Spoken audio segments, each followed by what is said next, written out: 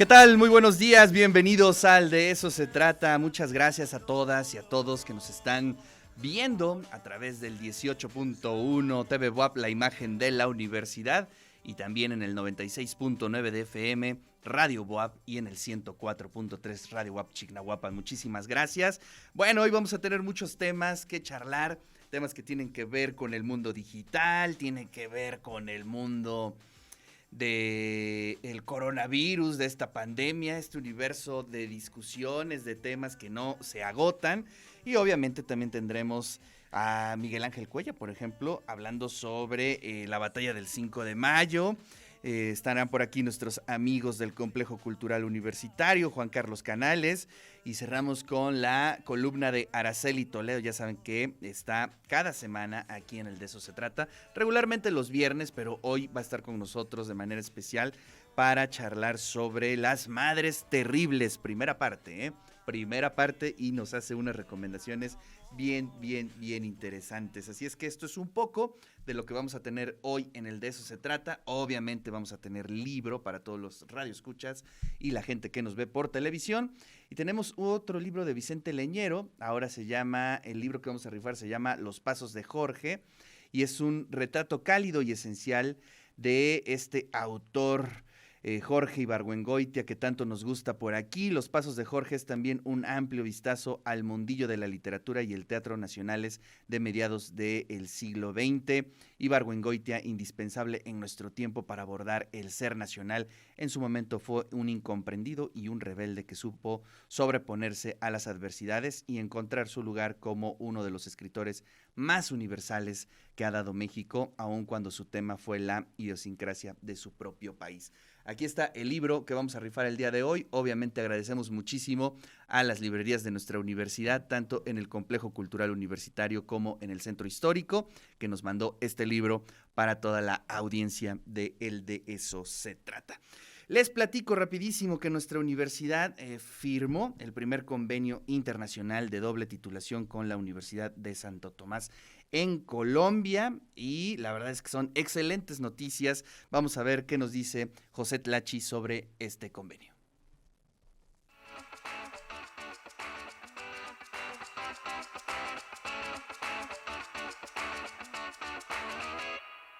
La máxima casa de estudios de Puebla firmó el primer convenio internacional de doble titulación con la Universidad de Santo Tomás, seccional Tunja. Esta acción será de beneficio para las y los estudiantes de la licenciatura en Comercio Internacional de la Facultad de Administración de la UAP y de la licenciatura en Negocios Internacionales de la institución colombiana.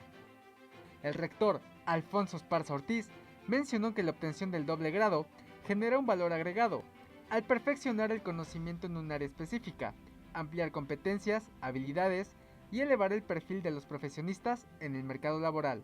Con la firma de este convenio se amplía el impacto internacional que impulsa nuestra universidad en concordancia con los objetivos de nuestro plan de desarrollo institucional y los indicadores de calidad educativa. Brindar a los estudiantes mayores oportunidades de movilidad e intercambio. La internacionalización es una función adjetiva esencial para la formación integral de sus estudiantes. Para participar en el programa de doble grado, las y los estudiantes colombianos deberán haber aprobado espacios académicos de negocios internacionales hasta el 8º semestre, mientras que las y los alumnos de la UAP tendrán que haber aprobado todas las asignaturas de comercio internacional hasta el 9º semestre. Informó para TV UAP José Tlachi. De eso se trata. De eso se trata. Versión beta, el lado humano de la tecnología, sociedad y tecnología, con Pepe Flores. De eso se trata. Regresamos al De Eso Se Trata. Muchos abrazos para las y los estudiantes de comercio internacional de la Facultad de Administración por este gran logro, y así también abrazos a todos los maestros, a los directivos de la Facultad de Administración. Y bueno, pues ya está con nosotros nuestro queridísimo Pepe Flores, @Padawan, en su columna tan solicitada versión beta. Querido Pepe, ¿cómo estás? Muy buenos días. ¿Qué pasó, mi querido Ricardo? Oye, qué honor me haces diciendo que la columna es muy solicitada. Gracias, gracias. Sí, la verdad es que nos gusta muchísimo y bueno, es que estos temas que antes eran como de el mundo geek o de, para algunos cuantos, se han convertido en el pan de todos los días, la cotidianidad absoluta, querido Pepe. Sí, antes era un tema muy de nicho, era una cosa como muy, muy, muy especializada. Y pues al final del día la tecnología toca y trastoca todos los puntos de nuestra vida cotidiana. Entonces, pues sí, ya casi 6 años de este espacio, ¿no? O más, yo creo, 6 con el de eso se trata y un poquito más de tiempo ¿En serio? ¿Ya tanto tiempo frecuencia. llevamos? Ya me Pues espanté. sí, estuvimos en radio de 2013 a 2015 y a Claro. partir de 2015 en todos tus espacios radiofónicos en la columna. Entonces, Wow, ya llevo un maravilloso. rato. No, Ya pues llevo un muchas rato. gracias por compartir tanto con No, nosotros, a querido ti, a Pepe. ti, padre. Pero a ver, ¿qué hay de Facebook? Cuéntanos. Hoy fíjate que te traigo un tema bien interesante porque es algo que se quedó muy pendiente y que mucha gente, pues sí, como dirían, se quedó con el Jesús en la boca con esta decisión, porque si mal no recordamos, el día 7 de enero, Facebook y Twitter tomaron la decisión de restringir las cuentas de redes sociales del entonces presidente de Estados Unidos, Donald Trump. Lo que ocurre es que en un suceso que ya pasó a la historia con el nombre del asalto al Capitolio, ¿no? Donald Trump asusa a sus seguidores a protestar, ¿no? Y a tomar las instalaciones de este espacio, porque él presumía hubo un robo electoral, ¿no? Que le llamaban en ese entonces el Stop the Steal, ¿no? Entonces, cuando Donald Trump, a través de estas publicaciones en redes sociales, lo que hace es que respalda las acciones que están ocurriendo en el Capitolio, Twitter y Facebook deciden, pum, cortarle el acceso a las redes sociales, que recordemos, bueno, no había día que no nos despertáramos y de pronto nos cambiara un tweet toda la realidad política, ¿no? ¿Qué es lo que ocurre? Bueno, que Facebook, una vez que ordena esta restricción, dice, va a ser una restricción de aquí al 20 de enero, que es la toma de protesta, al menos al 20 de enero, que es la toma de protesta del ahora presidente Joe Biden, y se puede extender de forma indefinida, ¿no? Entonces se extiende de forma indefinida y el 21 de enero, una vez que pasa la toma de protesta, dice, voy a mandar esta decisión a un consejo que se llama el Consejo Asesor de Contenidos o el Oversight Board. El Consejo Asesor de Contenidos de Facebook es un órgano de reciente creación, es un órgano autónomo de apelación que está compuesto por decenas de personas expertas en temas de libertad de expresión y en derechos humanos.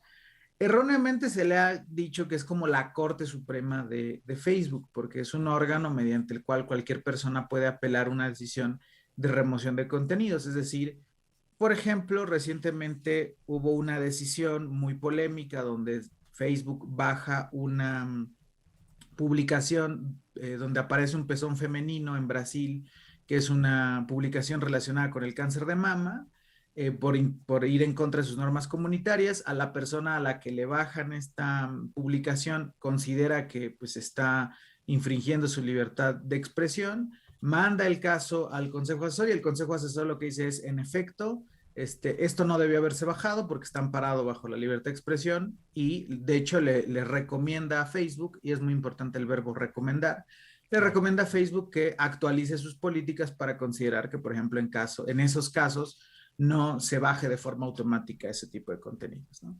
El Consejo Asesor es un órgano no vinculante, es un órgano que puede emitir recomendaciones, digamos como aquí la CNDH de pronto, ¿no? O sea, como puedo emitir una recomendación y Facebook ya queda en su discrecionalidad si me hace caso o no, ¿no?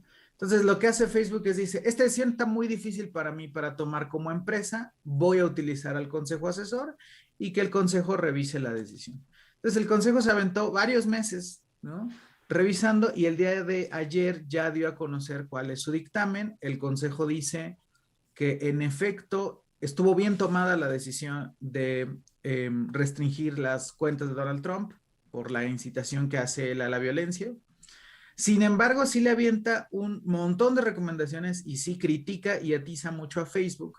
En primer lugar, porque le dice que Facebook viola sus propias reglas porque impone una pena no determinada, ¿no? Es decir, Facebook dice, es una sanción indefinida y dice, no eso no se puede. Dice, no podemos permitir que Facebook mantenga un usuario, quien sea, fuera de su plataforma de forma indefinida, si no hay un criterio que diga si se puede restaurar la cuenta o por cuánto tiempo va a estar bloqueada, ¿no? Es decir, lo que el Consejo critica es Facebook no debería tener la capacidad de hacer reglas sobre la marcha, sino debería tener reglas claras que le apliquen a todas las personas usuarias o generar reglas específicas para aquellas personas que sean líderes políticos o tengan mucho alcance, ¿no? Que pudieran ser figuras públicas.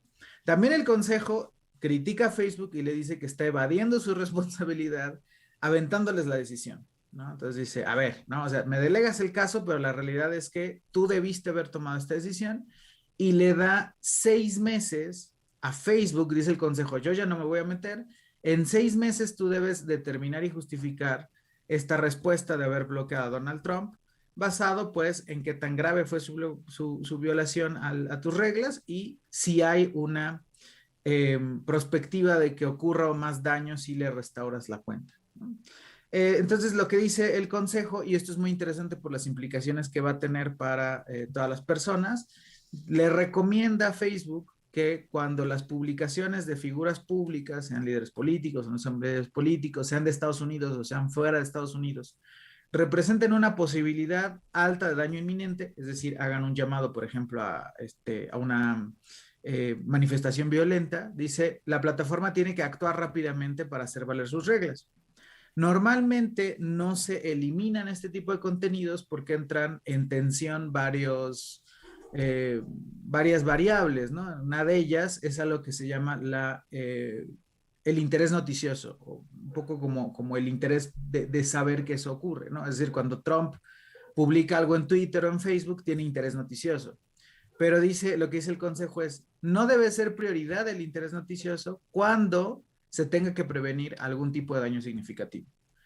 Y lo que sí le ordena, entre comillas, le dice el Consejo a Facebook es, tienes que ser más transparente en cómo funciona tu política de interés noticioso. Es decir, no puedes nomás decir, esto que dijo el presidente de El Salvador o esto que dijo el presidente de Tailandia es de interés noticioso, entonces no lo borro. No, bueno, pero dime qué vas a entender tú por interés noticioso, ¿no? No puede ser algo que nomás te hagas sobre la marcha.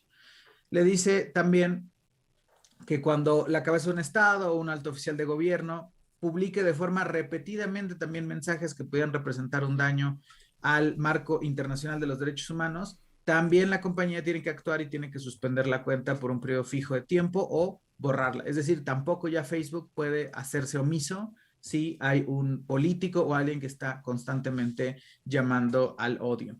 Y finalmente, igual le vuelve a pedir, no le ordena, que Facebook canalice este contenido de discurso político que tengan estos usuarios influyentes a un equipo especializado. Le dice, tú no puedes tomar estas decisiones así como va, necesitas crear un staff especializado que maneje el contexto político de los diferentes países donde se está dando la expresión y las palabras que se están usando, ¿no? Propiamente la jerga con la cual se está diciendo, porque pueden haber expresiones que a lo mejor en alguna región del mundo pudieran ser consideradas lesivas, que a lo mejor para la visión occidental estadounidense no pudieran ser, ¿no? Entonces... Oye, qué interesante, ¿eh? No me puedo imaginar la organización o los criterios al interior de Facebook para mediar todos estos temas. Debe ser complejísimo. Digo, imagínate todos los matices culturales, las perspectivas éticas. Eso está tremendo, ¿no? No, y además hay algo bien interesante de toda esta decisión y es que el Consejo Asesor le pide información a Facebook para poder tomar justo su determinación y Facebook no le entrega toda la información, ¿no? O sea, Facebook retiene, o sea, cierta información la retiene diciéndole, no, eso no te sirve de nada para saber y, o le dice, bueno, es que ahí estoy violando, no sé, protección de datos personales, ¿no? O sea, como se protege Facebook y al final el Consejo se da cuenta y le dice, Facebook, tú tienes, le pidieron información y alguna intención que tiene el Consejo Asesor a futuro es analizar el algoritmo de Facebook, porque tienen esta impresión de que el algoritmo está diseñado para polarizar. Entonces le dice a la plataforma, tú tienes que reflexionar sobre la contribución que hiciste como plataforma a que creciera la narrativa del fraude electoral y la atención exacerbada, ¿no? Es decir, Facebook tiene que pensar cómo su propio diseño de las cosas que muestran los algoritmos, que sugieren amigos y grupos, condujo, y no Donald Trump, sino ellos mismos condujeron a los eventos que ocurrieron en el Capitolio. Y cierra de una manera que me parece muy interesante lo que dice el Consejo. Dice, tienes que reflexionar de forma abierta sobre el diseño y la elección de tus políticas que están permitiendo que tu plataforma se abuse. Entonces, es bien interesante porque, pues al final Facebook como que les echa la bolita para, pues yo no quiero tener ya la responsabilidad de esta decisión, y muy bien argumentado, le tomó varios meses al Consejo hacer esta determinación. Dice, ok, estuvo bien lo que hiciste, pero lo que estuvo mal absolutamente es cómo lo hiciste y te queda mucha tarea pendiente, Facebook, para que esto no vuelva a pasar, ¿no? Que al final del día eso es algo que a quienes no somos de Estados Unidos nos debería interesar mucho. Claro. Porque nuestras propias figuras públicas, nuestras propias figuras políticas alrededor del mundo siguen utilizando esta red social pues como un mecanismo mediante el cual se comunican, ¿no? Sobre todo ahorita, por ejemplo, que estamos en México en un contexto electoral. Oye, me da curiosidad, Pepe, saber cómo está conformado ese consejo. ¿Cuántas personas? ¿De dónde son? ¿Tenemos información de eso? Sí, es súper interesante. Por ejemplo, me parece que una de las vicepresidentas de este consejo es Catalina Botero. Catalina Botero fue relatora de la libertad de expresión de la CIDH en América Latina. Me parece que por ahí hay varios exrelatores, tanto de Naciones Unidas como de organismos internacionales. Es decir, es un consejo que ha llamado a expertos, a académicos. Me parece que de momento debe ser alrededor de una veintena de personas las que han estado analizando. Con gusto, si quieres, después Sí, y analizar sus formaciones, ¿no? Porque este es como el letra. otro lado del algoritmo de Facebook, ¿no? Exactamente. Este es el lado humano, el racional, el ético, y no funciona a partir de un robot, sino, híjole, de muchos contextos, ¿no? Sí, y es súper interesante, justo como dices, es el lado humano, y no solo es el lado humano, es el lado experto. Claro. Porque una de las grandes tensiones que ha existido con las plataformas digitales, y lo recordaremos aquí en México con la propuesta en su momento del senador Ricardo Monreal, es cómo hacemos para la regulación de las plataformas digitales, sobre todo por el poder que tienen como intermediarios. Hay que recordarle a las personas algo que es, en Estados Unidos se le llama la sección 230, y que en realidad se le conoce como el principio de no responsabilidad de los intermediarios.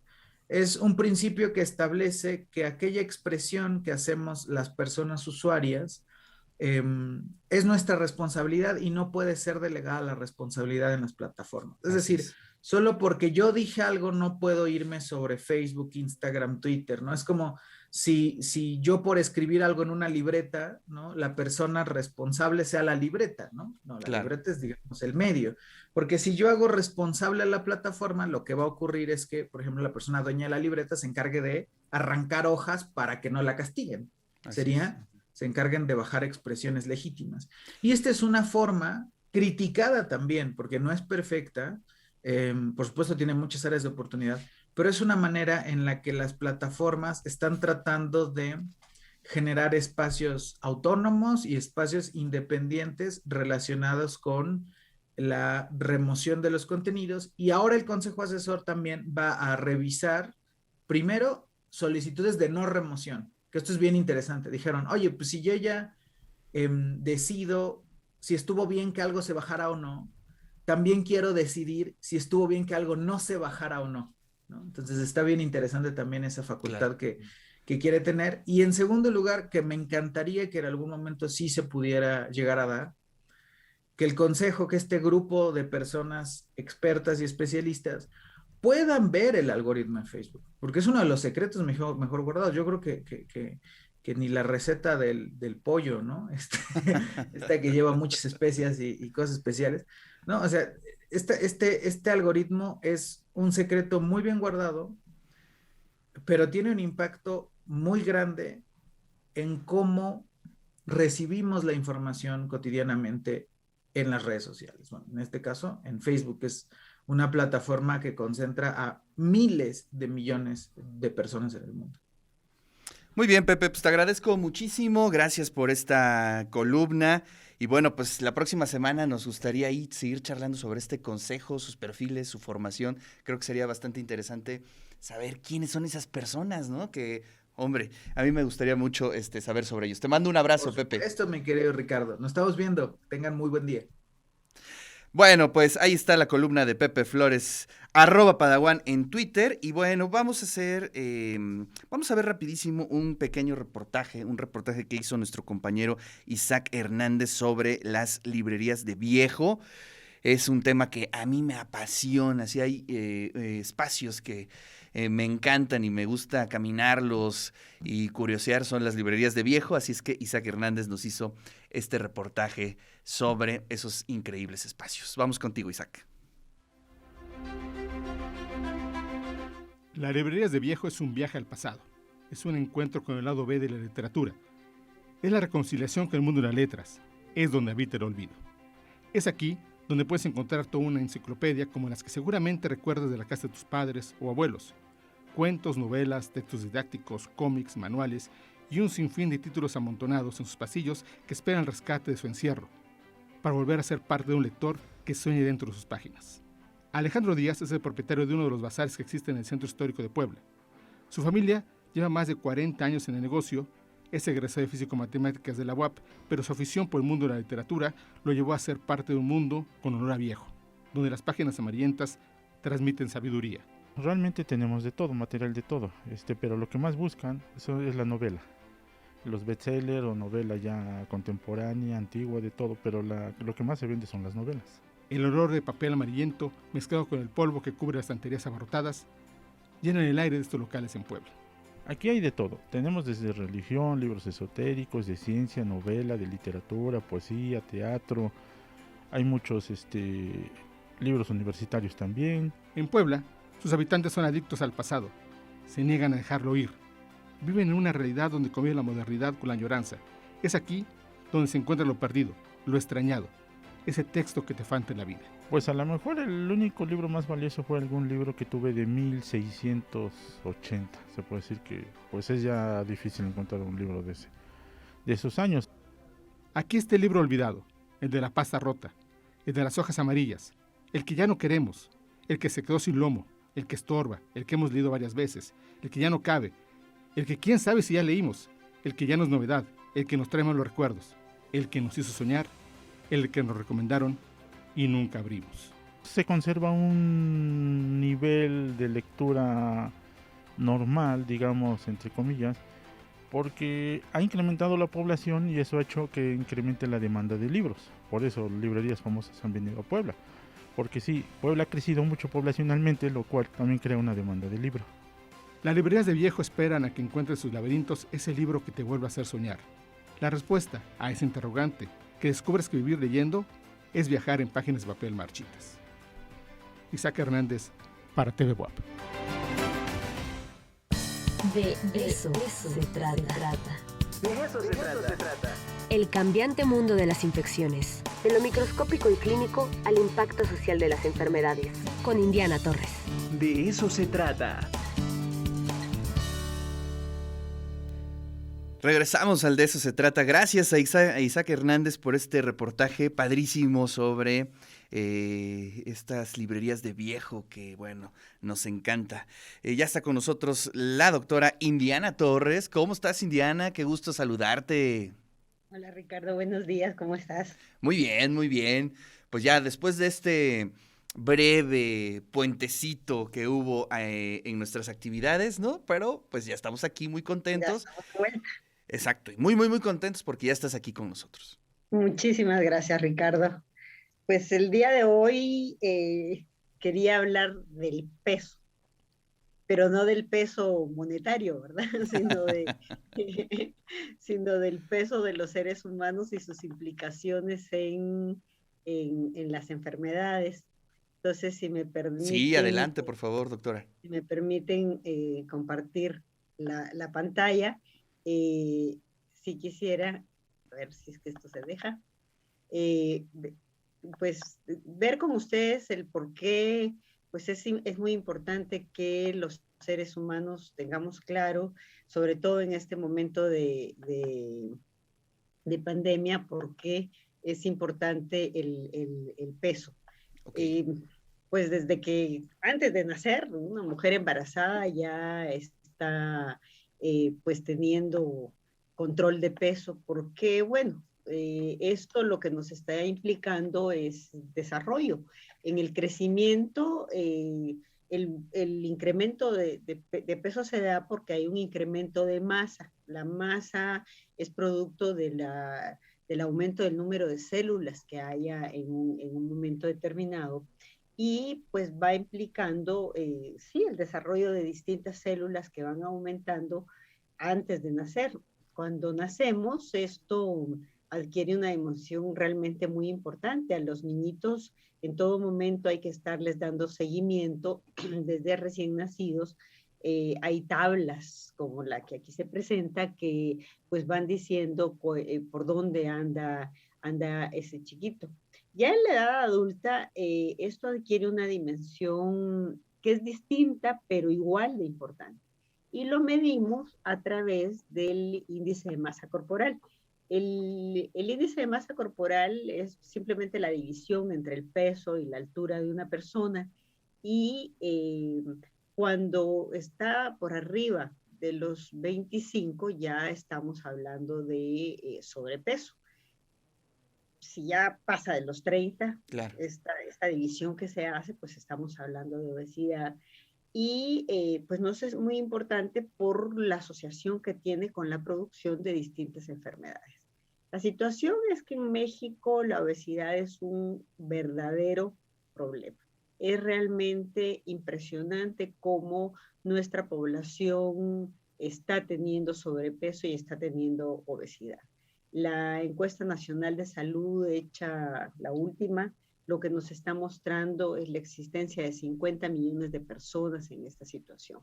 Hay una prevalencia del sobrepeso, ya no de obesidad, solo de sobrepeso, del 36%. Entonces, esto si lo ponemos en números más sencillos, lo que quiere decir es que 3 de cada 4 mexicanos mayores de 20 años tienen un problema de sobrepeso u obesidad en México. A ver, eso está realmente impresionante, Indiana. A ver, 3 de 4 mayores. 3 de cada 4 mayores de 20 años. Uf, tremendo. Oye, Indiana, vamos a hacer una breve pausa y regresamos para seguir charlando sobre este tema. ¿Te parece? Perfecto. De eso se trata. De eso se trata. Escríbenos al WhatsApp 2225 54 61 63. De eso se trata.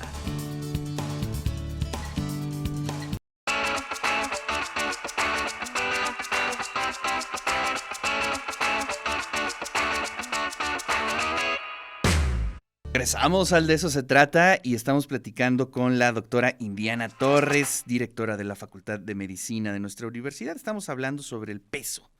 Bien lo especificó la doctora Indiana, no de la moneda, sino el peso corporal, que es una tragedia prácticamente en México, Indiana.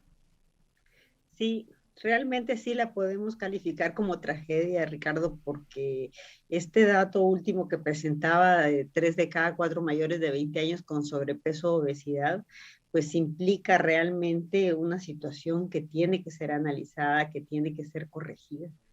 Tenemos muchos determinantes para eso, desde cuestiones culturales, en donde los malos hábitos nutricionales están establecidos.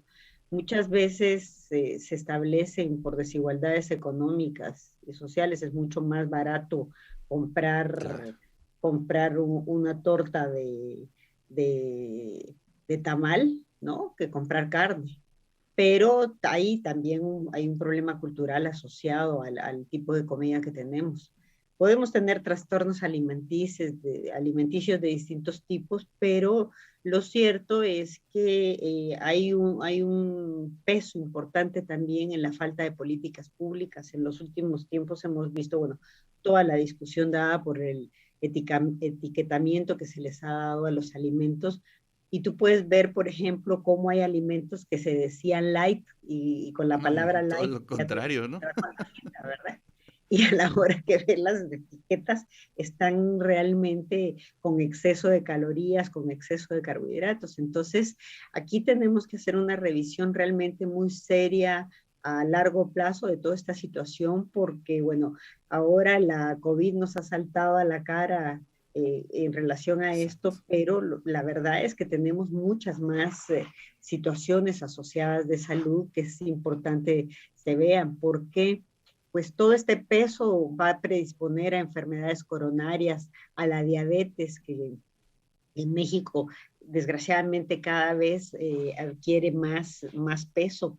Solo para que tengas una idea, el bajar un 5% del peso inicial hace que se registren niveles más bajos de glucosa, de insulina, de triglicéridos también. Entonces, se favorece la salud cardiovascular, pues disminuimos realmente el riesgo de padecer enfermedades de corazón y se mejora la capacidad de que la grasa se desplace más fácilmente y que se mejore el funcionamiento de riñones, de los músculos, por poder disponer mejor de la insulina.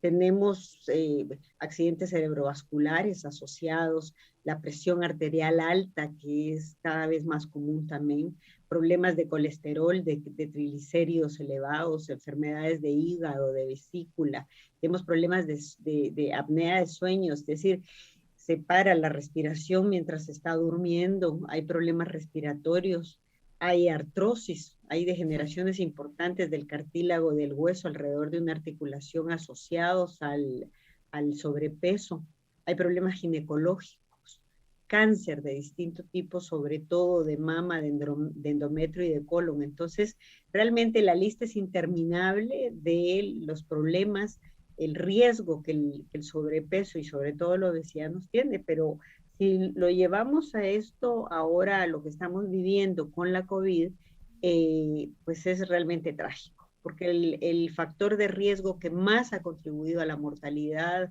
en México, que es una mortalidad realmente alta, sobre todo si la comparamos con lo que sucede en el resto del mundo, tiene al sobrepeso asociado de forma importante, y de ahí era que quería que conversáramos en relación a esto, ¿verdad? Sí, y por ahí ya están las estadísticas, Indiana, las estoy intentando buscar, de cómo ha afectado precisamente a ese sector de la población cuando se contagian del coronavirus. Sí. Pues prácticamente los números son pues, totales, ¿no? La afectación hacia la gente sobrepeso es tremenda. Sí, imagínate que aquí la estadística que nos presentan es que el 88.2 de los fallecidos tenían sobrepeso o obesidad. Exactamente. Es realmente serio el que este sea el primer factor, pero además en población que es más joven. Ahora, del público se preguntará, bueno, pero ¿por qué la obesidad agrava el COVID? Bueno, primero porque hay una alteración en la física, en la mecánica de la respiración. Una persona que esté obesa, pues le cuesta más respirar, ¿no? El exceso de grasa alrededor del abdomen restringe los movimientos del diafragma, reduce la capacidad pulmonar, y tú te acordarás que a las personas que están hospitalizadas en cuidados intensivos se ha demostrado que al ponerlo en pronación, es decir, ponerlo boca abajo, se mejora toda esta capacidad. Sin embargo, a una persona obesa no le podemos hacer eso, ¿verdad? Hay una alteración importante en la respuesta inmune, hay una como disfunción inmune, digamos, ¿no? Hay mayor predisposición a tener broncoaspiraciones, ¿no? A tener pérdida de la masa muscular. La sarcopenia es realmente muy importante y puede influir hacia una mala recuperación después de que ha pasado el cuadro. Las coagulaciones también están siendo alteradas, hay mayor predisposición a que haya tromboembolia, que también nos causa un problema. Y la otra razón que es, bueno, yo no sé si la más importante, pero que es muy importante, es que ha quedado demostrado desde el año pasado, investigadores de la Universidad de Johns Hopkins lo que establecieron es que la expresión de el receptor del SARS-CoV-2, de este virus que es la enzima convertidora de angiotensina, y sobre todo una proteasa, una sustancia que se produce, que es la TMPRSS2, se desregulan a partir de la obesidad. Es muy común en el tejido graso, y entonces vamos a hacer de caso como que el tejido graso es un gran depósito, ¿no? En donde el SARS-CoV-2 va a llegar, y por lo tanto las personas obesas lo que puede significar es que tienen más exceso de virus, es decir, la carga viral en ellos es todavía más mayor porque se está reproduciendo dentro de su mismo organismo. Entonces, esto realmente es una tragedia que tiene que ser vista ya no por las enfermedades que hablábamos antes, sino para la misma COVID. Ahora, una persona puede pensar que esto se da simplemente en los obesos. Sin embargo, quisiera compartirles un estudio que apenas acaba de salir en The Lancet. Es la asociación entre el índice de masa corporal, esto que decíamos que era la división del peso entre la talla, y la COVID. Es un estudio realmente muy grande, lo hicieron con más de 20,000 participantes, y ellos determinaron que a partir del índice 23, o sea, 23 kilos por metro cuadrado de superficie de un individuo, empieza a haber una asociación realmente seria entre la posibilidad de ingresar al hospital y la muerte que puede darse en relación a esto. Aquí vemos dos gráficas. En la primera vemos cómo la admisión hospitalaria puede no ser lineal, pero cómo aquí la raya pasa el 23, ¿no? Y cómo va subiendo a medida que el índice de masa corporal va aumentando.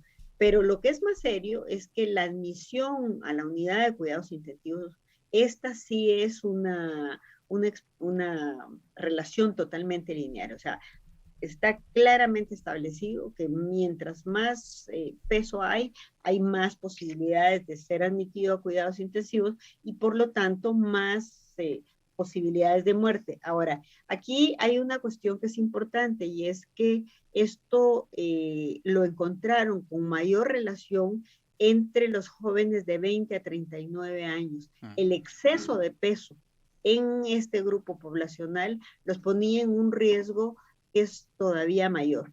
Y el otro dato que es importante es que todos estos resultados están dándose de forma independiente a la producción de otras enfermedades.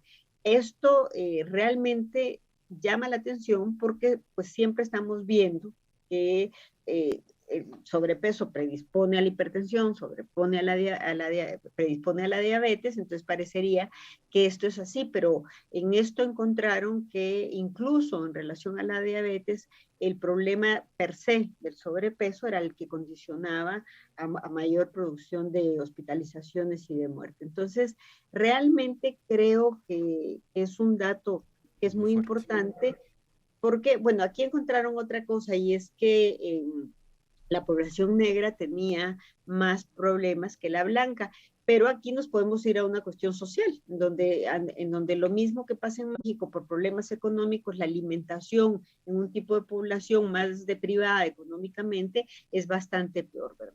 Entonces, esto creo yo que lo que tiene que es ser un llamado para que realmente sigamos cuidando, y pues con todo y las limitaciones que estamos teniendo para la movilidad, tengamos que hacer ejercicio, tengamos que modificar los hábitos alimenticios para no seguir aumentando con esto. Claro, importante tema, porque de pronto ya estamos como muy sueltos, ¿no? Indiana, ya pensamos que esto ya se va a acabar, o esa es la percepción que se está dando, sí. Y no, todavía hay un largo camino por ahí. Y bueno, hay que reflexionar sobre el tema de la alimentación, del ejercicio, de los hábitos, y pues claro, sí, eso también nos lleva a los asuntos económicos y sociales, sin duda alguna. Claro, porque además, si nos damos cuenta, bueno, en este momento lo vemos más trágicamente en relación al SARS-CoV-2, pero pues son muchas la lista de enfermedades que podrían ser perfectamente prevenidas si modificamos todos estos hábitos, ¿verdad? Pues sí. Esa es tarea pendiente y todavía nos falta muchísimo. Indiana, muchas gracias, te mando un fuerte abrazo. Un abrazo, Ricardo, muchas gracias, estamos en contacto. Pues ahí están las palabras, la voz de la doctora Indiana Torres, que ya lleva más de un año teniendo esta columna aquí en el De Eso Se Trata, que surgió precisamente en el contexto de la pandemia y bueno, los temas no se acaban.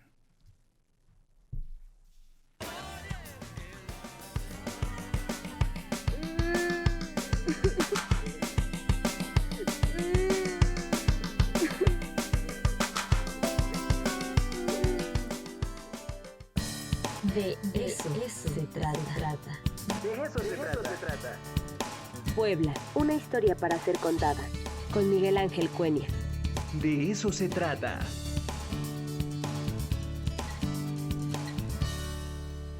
Por ahí escuchamos la entradita, unos breves segunditos de una rola de Fito Páez y también en la entrada escuchamos a Fito.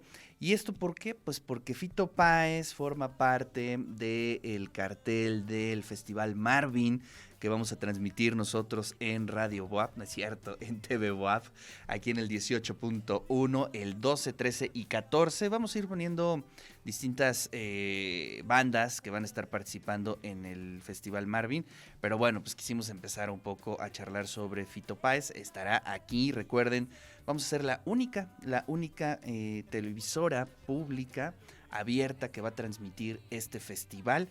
En otros casos se va a ver por plataformas, por otros medios, y nosotros vamos a ser la única televisora abierta en el 18.1 que transmitirá este gran festival que se llevará a cabo este 12, 13 y 14 de mayo, así es que estén al pendientes de nuestras redes y en las redes también de la revista Marvin para que ustedes puedan estar ahí al pendiente de las actividades de este festival. Recuerden que estamos rifando el libro de Vicente Leñero, Los Pasos de Jorge, y bueno, pues es como una especie de biografía, un reportaje de largo aliento sobre Jorge Ibargüengoitia.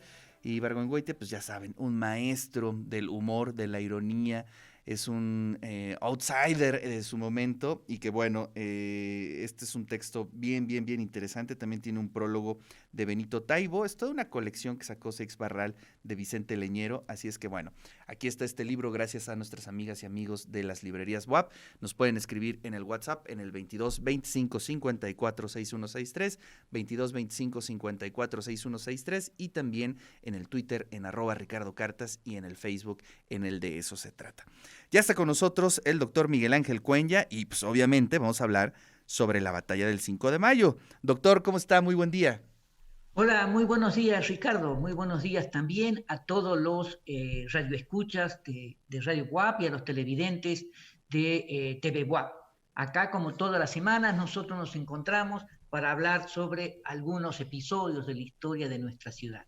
Y como no podía ser de otra manera, hoy queremos hacer referencia al acontecimiento que el día de ayer se conmemoró en Puebla, el 159 aniversario de la Batalla de Puebla, y que es un acontecimiento o un hecho histórico de enorme relevancia, no solamente para la historia de nuestra ciudad, sino para la historia de todo el país. Claro. Pero nosotros tendríamos que señalar, que plantear que la Batalla del 5 de mayo forma parte de la lucha por la soberanía nacional, que en donde no termina el 5 de mayo, sino que se incorpora, y hay que incorporar, mejor dicho, en todo este proceso, lo que fue el sitio de Puebla y la larga lucha que se llevó a cabo en mayo de 1863 entre las tropas nacionales con el ejército francés. Bueno, sobre el particular nosotros deberíamos decir que desde los albores del movimiento de independencia, el país había sufrido la intervención de distintas potencias extranjeras y en donde los intentos fallidos por parte de la corona española para poder recuperar la perla de su corona, que era la Nueva España, así como la guerra contra los Estados Unidos, que implicó la invasión del país por parte de los ejércitos norteamericanos y que como resultado de esa guerra se perdió poco más del 50% del territorio. Estos acontecimientos habían dejado una profunda huella en la conciencia de los mexicanos. Los problemas políticos y la guerra civil reinante durante la primera mitad del siglo XIX, lógicamente que habían hecho a México presa fácil de los intereses externos. Poco podían hacer las improvisadas tropas nacionales frente a ejércitos profesionales fuertemente armados, ampliamente experimentados, como sería el ejército norteamericano, el ejército británico, el ejército español y sobre todo el ejército francés. Esta situación volvió a repetirse en 1862 con motivo de la incapacidad de pago y las deudas que tenía el gobierno nacional con las principales potencias, que había llevado a, una presencia importante de tropas de la Marina frente al puerto de Veracruz por parte de España, de Inglaterra y de Francia. Mientras aceptaron los acuerdos y la propuesta realizada por el gobierno nacional, el ejército francés aprovechó las circunstancias para invadir el territorio nacional. Y decía yo, y esta situación se vuelve a repetir en 1862 en la ciudad de Puebla, pero esta vez el ejército de Oriente a manos del general Ignacio Zaragoza mostró al pueblo de México, y no solamente al pueblo de México, sino a todas las naciones americanas, por primera vez que lo imposible era posible al vencer al poderoso ejército francés en las puertas mismas de la ciudad. Al año siguiente, como yo decía al comenzar esta plática, al año siguiente se demostró también durante el largo y penoso sitio de la ciudad que los invasores se enfrentaban a un ejército mal armado, pero dispuesto a luchar por su honor y dar su vida por la nueva nación en la que habían nacido. Es por ello que la jornada del 5 de mayo adquiere un significado especial dentro de la historiografía nacional. Marca lo que nosotros podríamos decir un parteaguas, un antes y un después en el desarrollo histórico de México. Un parteaguas o un corte, una fractura que señala no solamente el triunfo del Partido Liberal y de un proyecto de nación que va a marcar un nuevo rumbo en el proceso de la construcción del Estado Nacional que se va a hacer realidad hacia finales del siglo XIX. De allí la importancia que adquiere la batalla del 5 de mayo y la defensa de Puebla en 1863, al proyectarse como una epopeya gloriosa que marcaron desde hace 150 años a diversas generaciones de mexicanos. Ahora bien, se torna muy importante responder una pregunta. ¿Por qué Puebla?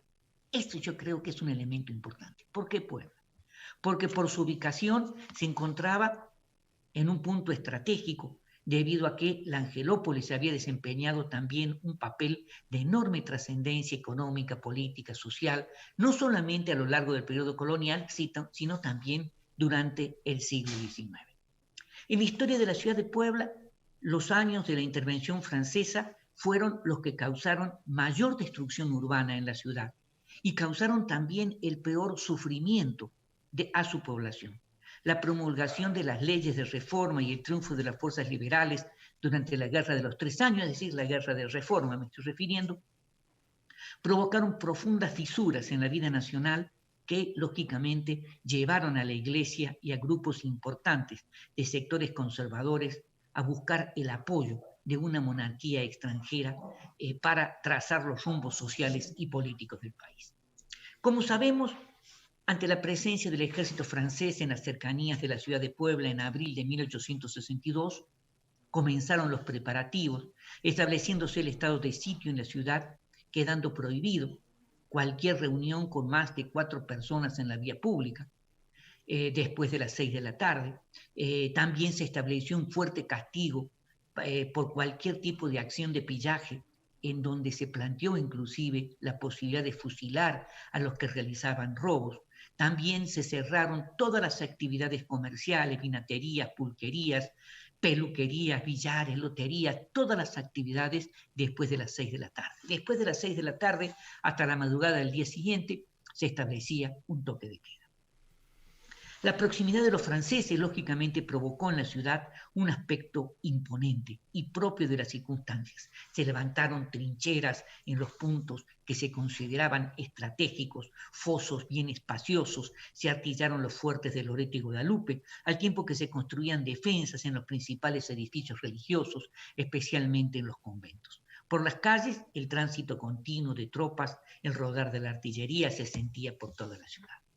La narración pormenorizada de los hechos del 5 de mayo, todos nosotros lo conocemos, no es necesario que uno lo vaya repitiendo en la medida en que los niños han escuchado y han aprendido los acontecimientos del 5 de mayo desde el kinder o desde los primeros años. Doctor, sin embargo, a mí me gustaría hacerle una pregunta ya para ir cerrando. La que quieras, dime. Esta columna.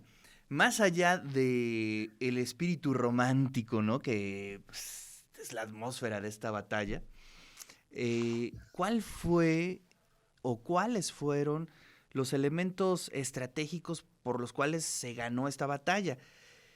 Entiendo también que, bueno, el ejército francés estaba un poco sobrevalorado, o sea, sí, digamos, tenía toda esa pompa de ser el mejor ejército del mundo, pero no era un tanto así el que venía, la estrategia de Zaragoza. ¿Qué sucedió para que se diera esa victoria? Porque, bueno, en temas militares es poco probable pensar que se va a ganar con buen ánimo, con pasión o con ese tipo de elementos, sino más bien es estrategia, ¿no? Estoy totalmente de acuerdo contigo. Digamos, sobre esto se ha discutido mucho y recuerdo inclusive los trabajos del profesor Palou, que había hecho un estudio de las estrategias puntuales, puntillosas de todo el proceso de la batalla. Yo creo que acá hay una serie de elementos, quizás fortuitos, que, en primer lugar, para el ejército francés, los asesores que tenía el ejército francés menospreciaron el sitio o la estructura de la defensa en Puebla. En primer lugar, por lo tanto, lo que enviaron fue una parte del ejército, no el grueso de las tropas. Pero bueno, eso no demerita el triunfo. En segundo, hubo una enorme tromba sobre Puebla ese día. Y por lo tanto, el enfrentamiento entre los otros ejércitos se dio en medio del aguacero. Y por lo tanto, esto fue, digamos, lo que llevó a que este enfrentamiento durara casi todo el día. Empezó en la madrugada y terminó a las 7 de la noche. A las 7 de la noche se retira el ejército francés. No quiere dar más batalla, porque la estrategia no solamente fue enfrentar al ejército francés, digamos, de frente, sino trabajar con guerra de guerrillas que golpetearan sistemáticamente y eso molestara o no permitiera estructurar una batalla a los franceses tal como ellos la tenían planteado. Es decir, todos estos acontecimientos, el resguardo del Cerro de Loreto y Guadalupe, y al mismo tiempo, digamos, que tenía buenos generales. No es solamente estamos hablando de Zaragoza, estamos hablando de otros generales. Claro. Todo el mundo se olvida la participación, o por lo menos se le ha negado oficialmente la participación de Porfirio Díaz. Era un joven general. No, era una pieza fundamental, ¿no? Y se va a ver días después, y que ¿no? también en el 63 va a ser una pieza fundamental. Es decir, y estos generales van a desempeñar un papel muy importante. No nos debemos olvidar, digamos, la defensa de la ciudad, que es lo que nosotros vamos a hablar la próxima semana, en donde la ciudad fue sitiada durante 62 días. Exacto. Es decir, la estrategia del ejército francés fue totalmente diferente. ¿Cuáles eran los problemas que tenía el ejército nacional? No tenía dinero, porque los refuerzos que le tenían que llegar no le pudieron llegar, y la ciudad no le otorgaba, o por lo menos las élites, los sectores y más importantes, no le entregaban o no pudo juntar dinero para poder pagar a las tropas. Entonces, a pesar de esas condiciones, claro, se logró el triunfo. Más allá de la tromba, más allá, digamos, hubo una estrategia militar importante, porque las tropas mexicanas estaban, digamos, no estaban bien preparadas. ¿no? Así es. Habían venido tropas de las sierras, de por todos lados, ¿no? Entonces, eso yo creo que es un elemento importante, Así es. digamos. Ahora bien, más allá, digamos, según el ejército francés, se generaron 270 defunciones. Zaragoza habla de 400. Bueno, está bien, son muchas, ¿no? Y al final de esa jornada fue cuando se pronunció, digamos, esta frase que entró en los anales de la historia nacional: las armas nacionales se han cubierto de gloria. Claro. También estamos hablando, porque hoy estaba viendo en los periódicos que hicieron eco de los telegramas que envió Zaragoza al gobierno nacional, un poco molesto con la situación existente en Puebla, que la población no los apoyaba, etcétera, etcétera, etcétera. Sí, hay muchos temas por ahí, pero eso lo vemos si quieres la próxima semana, doctor. Se nos acabó el tiempo, pero te mando un fuerte abrazo. Claro que sí, y muchísimas gracias por el espacio, ¿eh? Nos vemos pues ahí la está la próxima columna semana. del doctor Miguel Ángel Cueña. Vamos a hacer un corte y regresamos. De eso se trata. De eso se trata. Escríbenos al WhatsApp 2225 54 61 63. De eso se trata.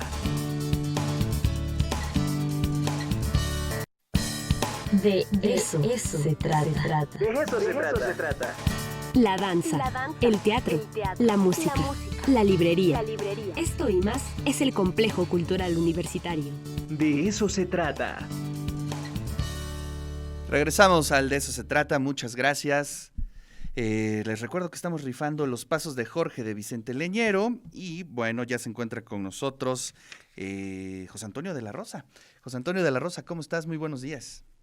Mi estimado Ricardo Cartas, pues cómo voy a estar feliz de estar en este programa tan maravilloso. De eso se trata, ¿verdad? No, hombre, al contrario, nosotros muy contentos de que estés aquí, además de que, bueno, siempre nos traes muy buenas noticias, nos traes toda la cartelera del Complejo Cultural Universitario. Así es, pues en esta ocasión tenemos la cartelera especial para el Día de las Madres del Complejo Cultural Universitario, nuestra programación por el Facebook, @CCUWAP. Y fíjate que vamos a empezar desde el día sábado. La compañía titular de teatro va a hacer unos conversatorios que se llama Coteatro Conversa, y en esta ocasión, precisamente por el Día de la Madre, se va a llamar Entre Teatro y Otras Madres, que precisamente va a ser mujeres de teatro, actrices, directoras de escena, que van a hablar su experiencia con la maternidad. Esto va a ser sábado y domingo a las 7 de la noche, y nuestros tradicionales conciertos del tenor Alan Montiel y de un servidor, que ya es una tradición. En esta ocasión el tenor Alan Montiel se va a presentar a las 9 de la noche el sábado y un servidor a las 5 para dar margen al conversatorio. Antes de continuar con nuestra programación del 10 de mayo, fíjate que me llegó un rumor que por iniciativa del doctor Cartas posiblemente iba a haber un programa especial en colaboración entre el Complejo y CCU, pero no sé si sí se va a llevar a cabo. Ah, caray, fíjate comentar? Que no lo había escuchado. No es cierto, no es cierto. Sí, pues efectivamente vamos a celebrar a las mamás. No, y gracias, Toño, por todo tu apoyo. Será, pues, obviamente, el mero 10 de mayo, ¿no? Y pues es un programa especial que se produce entre el Complejo Cultural Universitario y TV Buap para todas las mamás. Y bueno, esperemos que les gusten. Ya pronto saldrá la invitación, pero qué bueno que lo tocas, querido Toño. Bueno, es como un adelanto, entonces hasta que salga la información se dará a conocer, ¿verdad, doctor? Así es, ya en un par de días, sin problema. En un par de días, y continuamos con la programación del Facebook del CCU. Bueno, un servidor a las 9 de la mañana va a cantar una canción que creo que nunca se ha escuchado el Día de las Madres. A ver, cuéntame cuál. Esta se llama Señora, seguramente nunca la has escuchado. Ahora sí, me fui como condorito, mano, para atrás. Va a ser un estreno mundial que en 10 de mayo nunca se ha escuchado. A las 12, fíjate que va a haber un concierto por parte de nuestra orquesta sinfónica que se va a llamar Por Siempre Amor. Después, a las 2 de la tarde, Cocuni, nuestro coro de niños, presentó un video muy bonito y muy tierno con esta canción que fue un éxito de Timbiriche, que se llama Mamá. ya sabes, la ternura de los niños grabando. Oye, pero además son geniales, lo que hemos podido ver. En verdad, sí.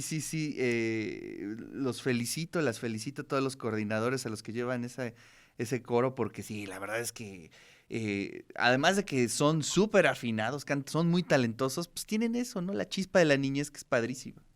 Y siempre ver estos audiovisuales da una ternura y el esfuerzo que pone cada niña y cada niño para grabarse desde su casa, mandar su video, arreglarse, y el resultado va a ser muy tierno y muy bonito. Esto va a ser a las 2 de la tarde, mamá.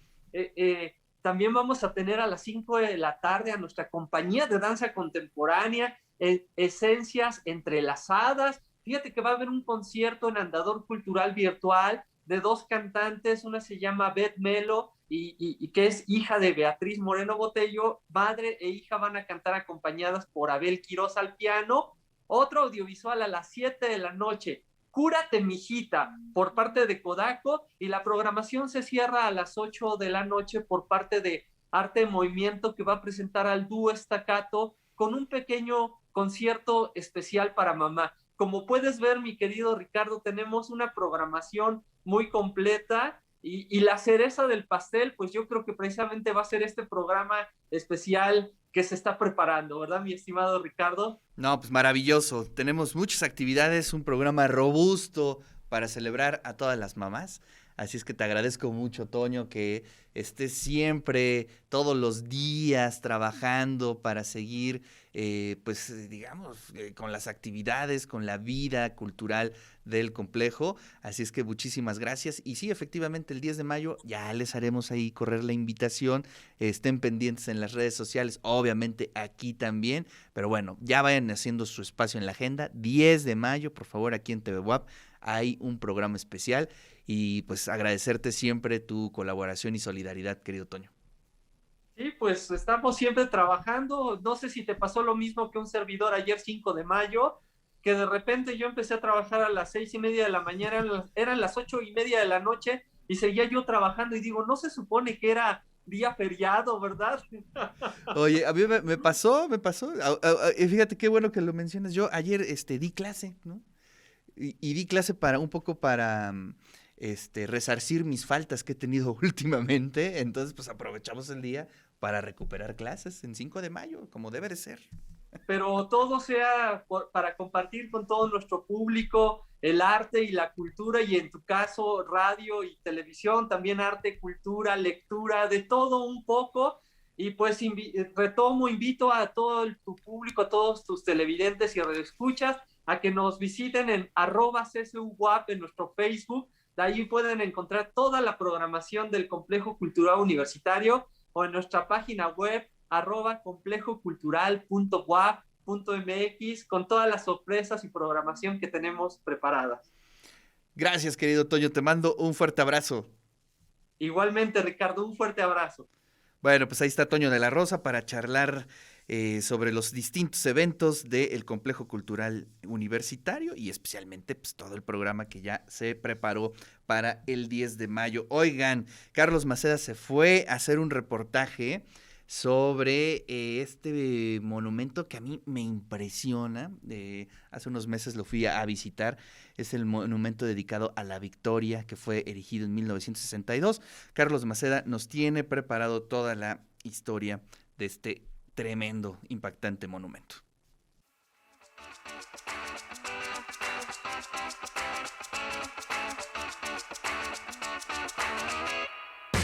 Hoy las calles de Puebla nos llevarán a conocer algunos monumentos relacionados con la batalla del 5 de mayo. Acompáñenme. El primer monumento que visitamos es el dedicado a la Victoria. Fue erigido en 1962 y es obra del escultor Ernesto Tamariz. En su construcción también participaron los arquitectos Vicente Mendiola y Everardo Morales. En 1962, un periódico local publica un hecho curioso y olvidado, que en la base del monumento a la Victoria existen 2 urnas, una que contiene tierra de Guelatao, la cuna de Benito Juárez, y tierra de la casa que vio nacer al general Porfirio Díaz. Este es otro de los monumentos que hizo Tamariz y se colocó en este sitio en 1969. Ubicado a un costado del Boulevard 5 de Mayo y la 3 Oriente, se encuentra este monumento en el que un chinaco, un sacapuastla y un soldado están representados en esta escultura de 6 metros de alto y cuyo peso en bronce era de 3,5 toneladas. Su base tiene un relieve en el que están representados Zaragoza, Díaz, Berriozábal, Méndez y Negrete, cabezas del movimiento. El monumento a la vela votiva, conocido popularmente como el Taco, se inauguró el 5 de mayo de 1962. Vamos a conocer un poco más de este monumento. Este monumento, construido por el arquitecto Mario Sosa, se hizo en honor a los caídos en la batalla del 5 de mayo y se inauguró en el centenario de esta gesta heroica. Fue el presidente Adolfo López Mateos quien encendió la vela votiva.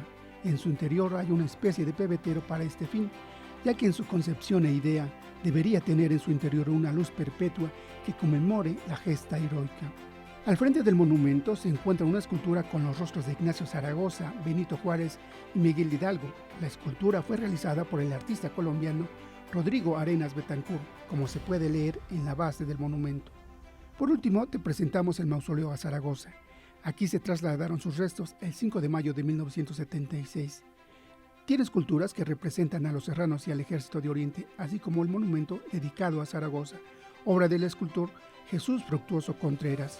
A lo largo de su historia ha sido reubicado en 3 ocasiones. Originalmente se ubicó en la antigua plazuela de las Piadosas. En 1960 se trasladó cerca del fuerte de Loreto y finalmente a su lugar actual.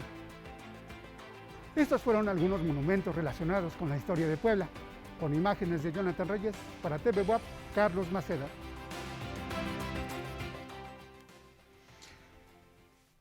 Muchas gracias a Carlos Maceda por este reportaje sobre el Monumento de la Victoria. Y bueno, vámonos ahora con otro breve reportaje que hizo nuestro compañero Isaac Hernández sobre las tendencias digitales.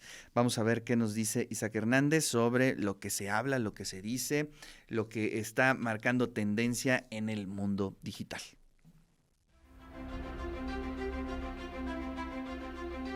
Sin duda, el COVID-19 evidenció la necesidad de continuar avanzando hacia la digitalización de nuestra vida diaria. No importando el extracto social, la tecnología en la pandemia invadió nuestras vidas de forma rotunda. Aquí, 5 tendencias tecnológicas que llegaron para quedarse. Contacto con restaurantes. El distanciamiento social ha llevado al sector a buscar nuevas formas de cuidar sus clientes y empleados. Muchos locales usan códigos QR para escanear menús, reservaciones y pedidos. Nacimiento en México de la cocina ciega o Dark Kitchen, un establecimiento profesional preparado para elaborar platos y destinos a envío a domicilio, sin comedor y sin comensales. Rapid, Uber Eats, Didi Food y Sedental trabajan con ellos, seguramente los conoces. Videoconferencias. Tanto en el trabajo como para reuniones familiares, las conferencias virtuales van abriendo paso para llevar experiencia a otro nivel al poder llegar y compartir avatares, videos en 360 grados, modificar en tiempo real e interactuar con otros usuarios. Eso sí llegó para quedarse. Banca digital. ¿Para qué ir al banco si se puede atender a los clientes y optimizar su experiencia sin que sea necesario salir de casa? El reto, incrementar la seguridad cibernética. Nuestra salud apoyada en inteligencia artificial. En los últimos meses hemos visto más tecnología encaminada a luchar contra los contagios. Sistema de análisis de imágenes para un diagnóstico temprano y soluciones de detección de aglomeraciones son 2 ejemplos puntuales que emplean la inteligencia artificial. Isaac Hernández para TV WAP. De eso se trata. De eso se trata. El territorio del nómada. Cultura y política con Juan Carlos Canales. De eso se trata.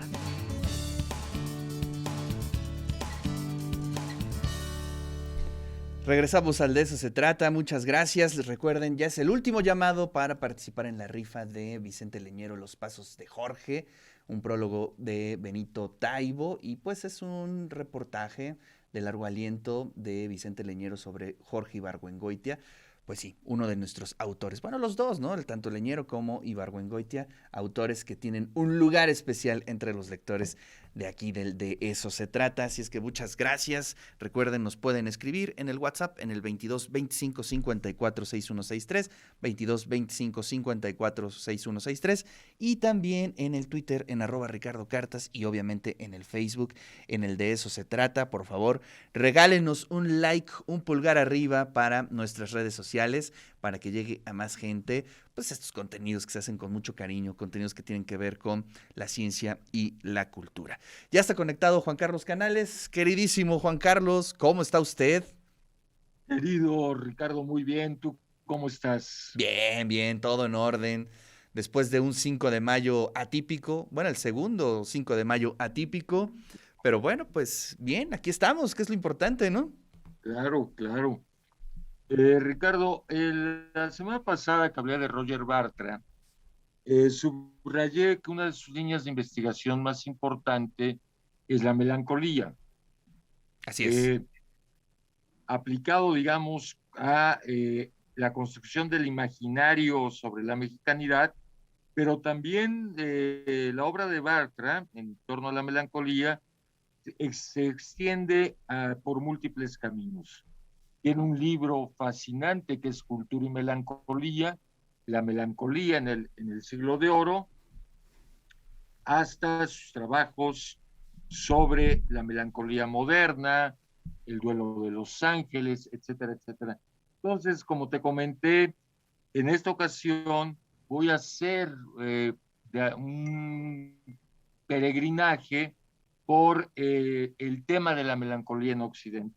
¿Por qué?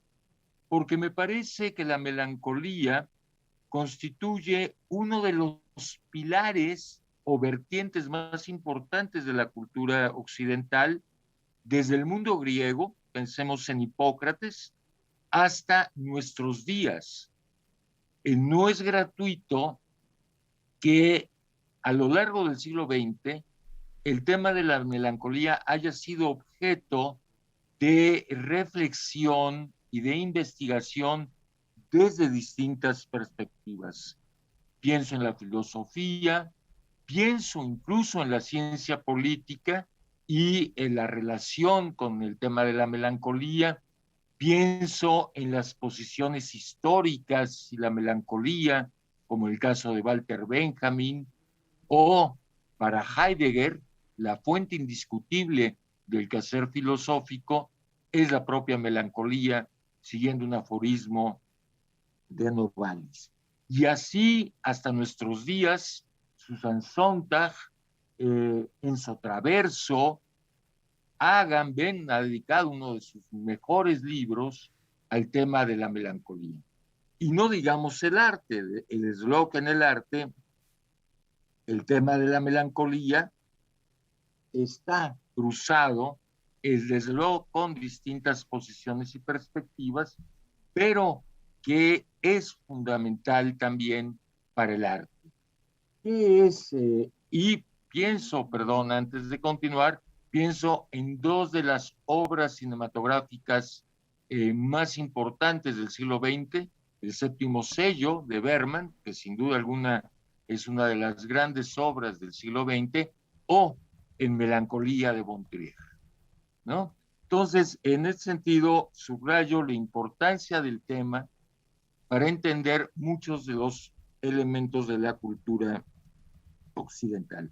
Desde luego, para los griegos, la melancolía era una enfermedad ligada a los humores, a la bilis negra y seca, y por lo tanto estaba considerada una enfermedad que provocaba tristeza, formas de locura, cambios de temperamento, etcétera, etcétera.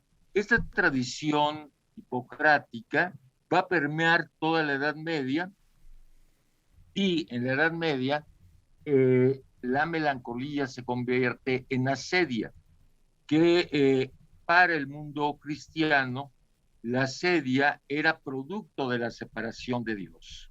Ese es el tema de Bergman, de este caballero medieval, la separación de Dios. Y de ahí provocaba la locura.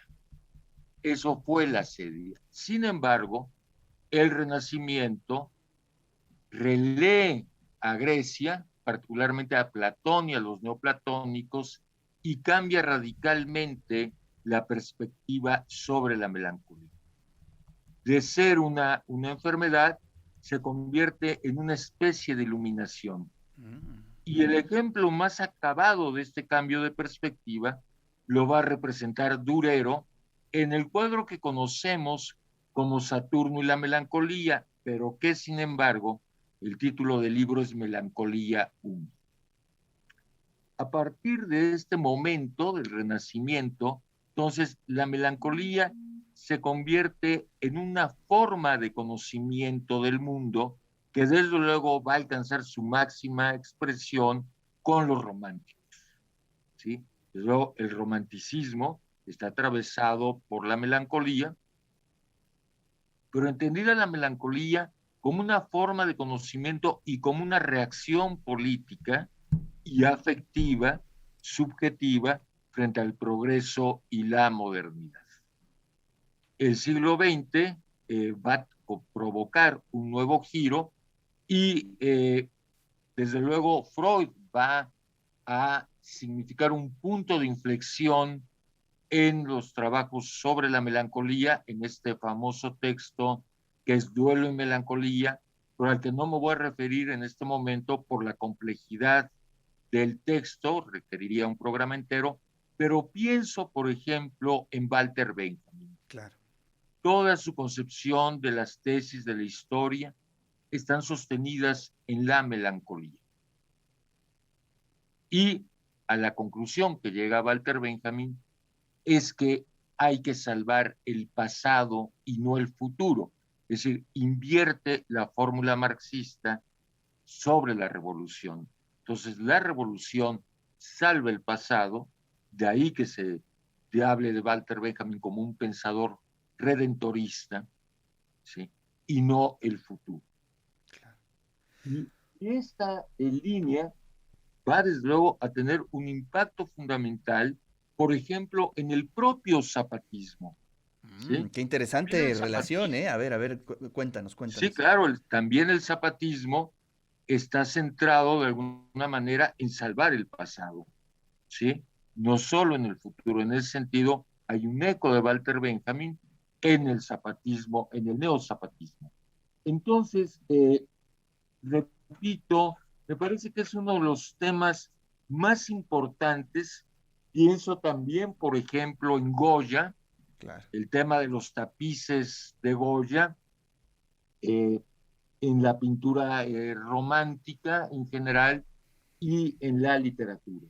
Entonces, hay un cambio de perspectiva fundamental y la melancolía, en lugar, deja de ser una enfermedad y cambia a ser una especie de iluminación. Este cambio de perspectiva en el siglo XX también está acompañado porque se atribuye a Aristóteles, en el famoso fragmento 30, un cambio de perspectiva en torno a la melancolía. En este texto, atribuido a Aristóteles, lo que plantea es que la melancolía no es solo una enfermedad, sino otra forma de la genialidad. Y que los artistas y los hombres de genio son fundamentalmente melancólicos. Recientemente, por ejemplo, Enzo Traverso, uno de los historiadores del siglo XX más fascinante, publicó hace un par de años un libro que es fundamental, que se titula Melancolía de izquierda. Desde luego, la melancolía para Freud es un estado de la psicosis donde el objeto no acaba de morir y por lo tanto no hay una revitalización del sujeto. Y este tema de la melancolía lo retoma en su Traverso para pensar los grandes retos de la izquierda, ¿sí? Después de la caída del muro de Berlín y de la supuesta debacle del pensamiento marxista. Súper bien. Oye, me gustaría mucho que con este antecedente, Juan Carlos, pudiéramos hacer un análisis de los actos que están haciendo los zapatistas, ¿no? De este viaje que están haciendo a Europa. Sería bien interesante, bajo tu punto de vista, hacer un análisis y, bueno, pues entender esta, ¿cómo podríamos ponerle? Reinterpretación simbólica, retomar el propio viaje, el barco. Interesantísimo lo que están haciendo, ¿no? Sí, bueno, el barco es un símbolo del zapatismo, claro, ¿no? Marcos hablaba de la barquita, de la humedad. A ver, yo creo que sí. Yo creo que aquí hay dos grandes destinatarios del viaje Pero eso si quieres lo dejamos para la próxima semana. Ah, bueno, ¿no? órale. Le echamos una buena lectura, lo analizamos. Creo que es importante también dejarlo respirar para que podamos leer otros puntos de vista y exponerlo aquí. Pero mientras tanto te mando un fuerte abrazo, querido Juan Carlos. Al contrario, querido Ricardo, a ti y a todo el auditorio, muchas gracias. Así llegamos al final del programa del día de hoy. Muchísimas gracias. La ganadora es Rosario Quijano del libro de Vicente Leñero, Los Pasos de Jorge. Recuerden, pueden pasar aquí a las instalaciones de 8 a 8 de la noche para que puedan recoger este libro. Bueno, pues hasta aquí Colón, hasta aquí sus carabelas. Hasta mañana. De eso se trata. De eso se trata. Espacio de ciencia, cultura, gastronomía y libros. Con Ricardo Cartas. Lunes a viernes, 8:30 horas. De eso se trata. Producción general, Radio y TV WAP.